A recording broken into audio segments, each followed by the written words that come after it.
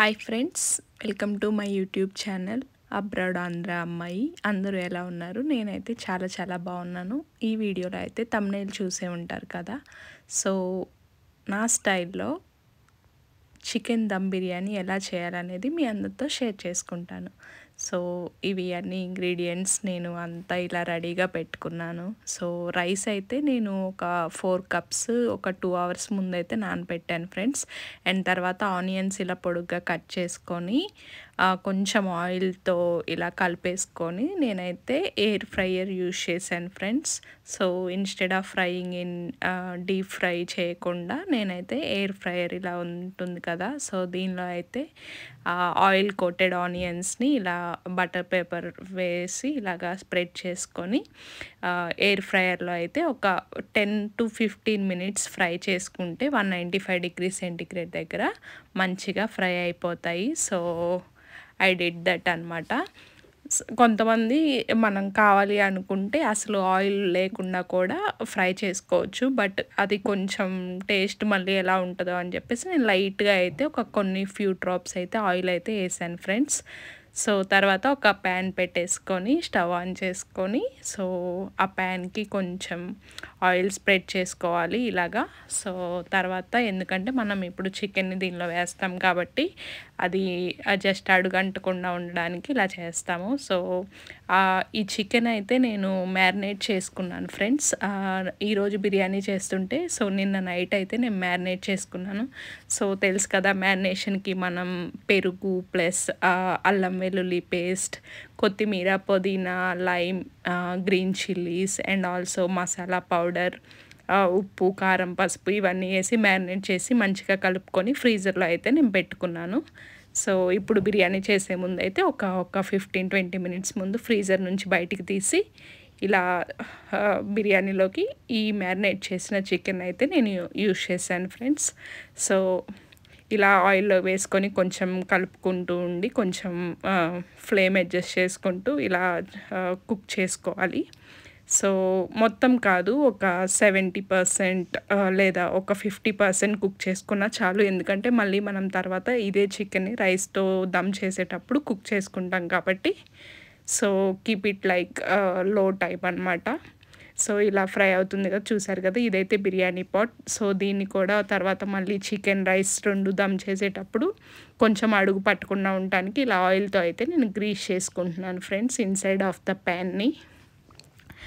ఇంకా తర్వాత వచ్చేసరికి ఒక పెద్ద బౌల్ తీసుకొని రైస్ రెడీ చేయడానికి సో దీనిలోకి అయితే నేను గీ వేసుకున్నాను. నేనేంటంటే ఫ్రీజర్లో నుంచి డైరెక్ట్గా గీ తీయడం వల్ల అది కొంచెం అలా హార్డ్గా ఉండేసరికి అలా కట్ చేసి చిన్న పీసెస్గా వేసాను. సో తర్వాత ఈ గీ కొంచెం వేడెక్కాక ఈ బిర్యానీ స్పైసెస్ అన్నిటినీ ఆ గీలో వేసేసి కొంచెం లైట్గా ఫ్రై చేసుకోవాలి. సో ఫ్రై చేసుకున్నాక లైట్గా ఇంకా తర్వాత మనం వాటర్ పోసుకోవచ్చు. Depends, like there is no measurement అనమాట, వాటర్ ఇన్నే పోసుకోవాలి అని చెప్పేసి. సో డిపెండ్స్ ఆన్ రైస్, మనం రైస్ ఎంత అయితే కుక్ చేస్తున్నామో దాన్ని బట్టి మనం వాటర్ క్వాంటిటీని అడ్జస్ట్ చేసుకోవచ్చు.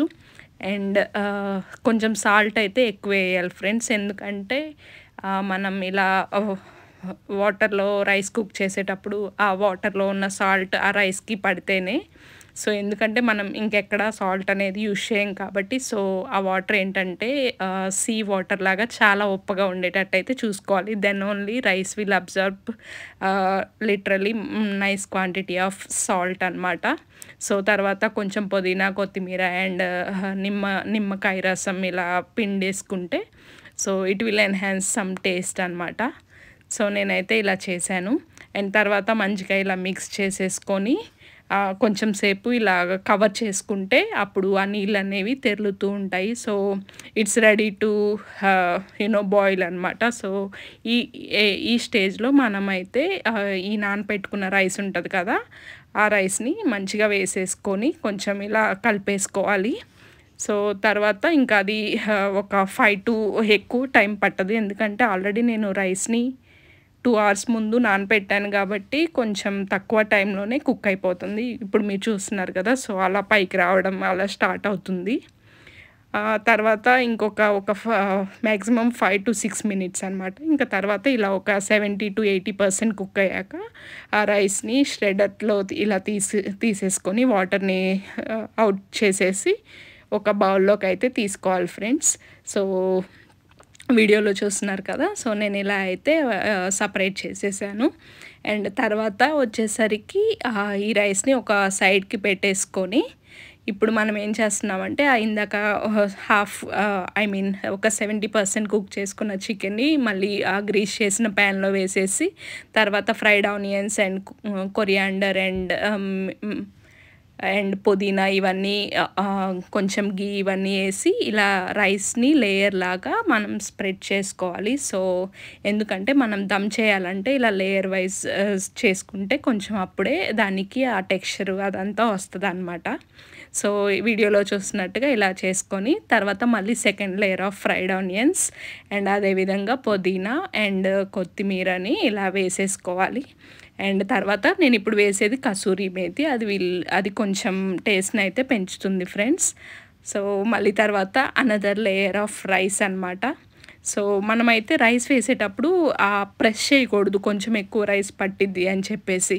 సో జస్ట్ అయితే ఇలాగా లేయర్ లాగా లైట్గా వేసుకోవాలి. సో తర్వాత నేనైతే మళ్ళీ దాని మీద కొంచెం ఫ్లేవర్ కోసం గీనైతే ఇలా క్యూబ్స్ లాగా పెట్టేశాను. తర్వాత మళ్ళీ again another coating of fried onion, కొత్తిమీర అండ్ పుదీనానైతే ఇలా వేసేసుకున్నాను. సో ఇలా చేశాక మనం ఏం చేయాలంటే ఈ ఫుడ్ కలర్ని నేను యాడ్ చేసుకున్నాను లైట్గా. సో జస్ట్ అదేంటంటే మనకి బిర్యానీ కొంచెం అవుట్ సైడ్ లాగా ఫీల్ రావడానికి కొంచెమే యాడ్ చేశాను. అది ఫుడ్ కలరు సేఫే అనమాట, so no health issues. So తర్వాత ఇలా అల్యూమినియం ఫాయిల్తో కవర్ చేసేసుకొని ఒక హార్డ్ వెయిట్ ఉన్న ఒక బండ లాంటి దాన్ని, ఒక ఫ్లాట్ దాన్ని నేనైతే దాని మీద పెట్టాను. ఎందుకంటే ఆ వెయిట్ వల్ల దమ్ అనేది పడుతుంది. So chicken piece and also rice ఇవన్నీ మంచిగా ఈవెన్గా కుక్ అవుతాయి. సో నేనైతే అలా చేశాను. తర్వాత వచ్చేసరికి ఇంకా ఒక 15 మినిట్స్ లో ఫ్లేమ్లో ఉంచితే సరిపోతుంది. తర్వాత ఇలా ఓపెన్ చేశాను ఫ్రెండ్స్. సో వేడిగా బిర్యానీ అయితే చాలా చాలా టేస్ట్ బాగా వచ్చింది. సో ఇప్పుడు మీరు వీడియోలో చూస్తున్నారు కదా, ఆ టెక్స్చరు అదంతా బాగా పట్టింది, మొత్తం ఈవెన్గా కుక్ అయింది. సో ఇలా అయితే నా బిర్యానీని నేను చేశాను ఫ్రెండ్స్. మీరందరూ కూడా ట్రై చేయండి, ఇది అందరూ చేసుకోవచ్చు, సింపుల్. మనం చాలా మనీ స్పెండ్ చేసి రెస్టారెంట్స్లో చేసేటట్లు కాకుండా సో ఇది మనం ఇంట్లోనే ఓన్గా చేసుకోవచ్చు. So please do like, share and subscribe my channel.